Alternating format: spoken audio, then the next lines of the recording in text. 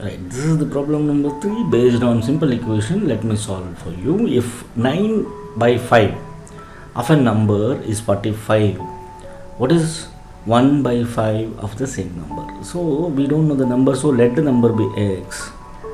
Let the number be x. If 9 by 5 of a number is going to be 45, right, let us find out the value of x. That is a number, right? So x is equal to 45. You need to transpose here into 5 by 9, right? X is equal to 9 ones are 9 5s are, this will become 5 into 5, so which is nothing but x is equal to 25, right? The question is, what is 1/5 of the same number? So 1/5 of 25 is going to be 5 ones are 5 5s are, right? 5.